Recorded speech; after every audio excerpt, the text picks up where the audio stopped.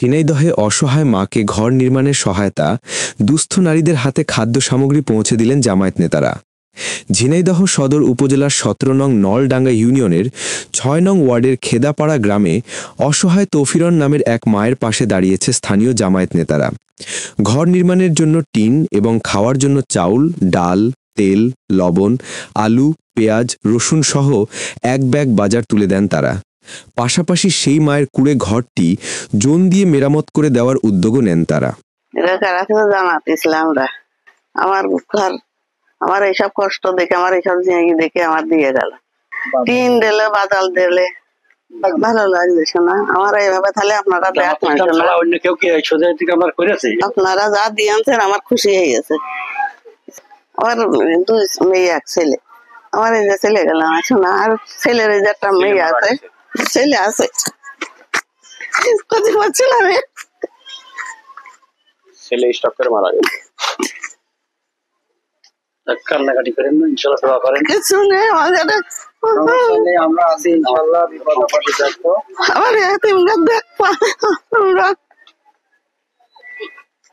বাংলাদেশ জামাত ইসলামের পক্ষ থেকে আমরা আসছি, আমাদের জন্য দোয়া করবেন যেন আমরা আপনাদের অসহায় অবস্থায় আপনাদের পাশে দাঁড়াতে পারি। আর আমাদের আব্দুল ভাই কান্নাকাটি করেন না, ইনশাআল্লাহ দোয়া করবেন, আমাদের জন্য দোয়া করবেন, আপনাদের পাশে ইনশাআল্লাহ দোয়া করব। আমার তুমি দেখবো, আমার দেখবো, ইনশাআল্লাহ সময় আছে, ইনশাআল্লাহ আমাদের জন্য দোয়া করেন যেন আমরা আরো আপনাদের মানে এইভাবে আপনাদের পাশে দাঁড়াইতে পারি। জামাতের সঙ্গে দোয়া করবেন। শুধু তাই নয়, একই ইউনিয়নের ৬ নং ওয়ার্ডের শ্রীমন্তপুর, নলডাঙ্গা ও দুর্গাপুর গ্রামের আরও কয়েকজন দুস্থ নারীর হাতে বাড়ি বাড়ি গিয়ে খাদ্য সামগ্রী পৌঁছে দেন জামায়াত নেতারা।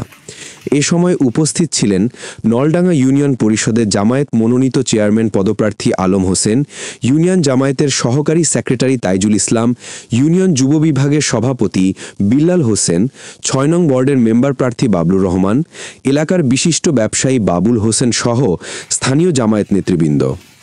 চেয়ারম্যান প্রার্থী আলম হোসেন বলেন, আমরা রাজনীতি করি মানুষের কল্যাণের জন্য। এলাকার অসহায় মানুষদের মুখে হাসি ফোটানোই আমাদের দায়িত্ব। শুধু নির্বাচনের সময় নয়, সব সময়ই আমরা তাদের পাশে থাকব ইনশাআল্লাহ। ভুক্তভোগী তৌফিরন আবেগ ভরা কণ্ঠে বলেন, আমার ঘর ভেঙে পড়ার মতো অবস্থা হয়েছিল। ঘরে বসে ভাবছিলাম আমি কোথায় থাকব। আজ আল্লাহর রহমতে নলডাঙ্গা ইউনিয়নের জামায়াতের লোকজন আমার পাশে দাঁড়িয়েছে। এই সহায়তা আমার জীবনের জন্য অনেক বড় আশীর্বাদ। ঝিনাইদহের গ্রামগঞ্জের খবর।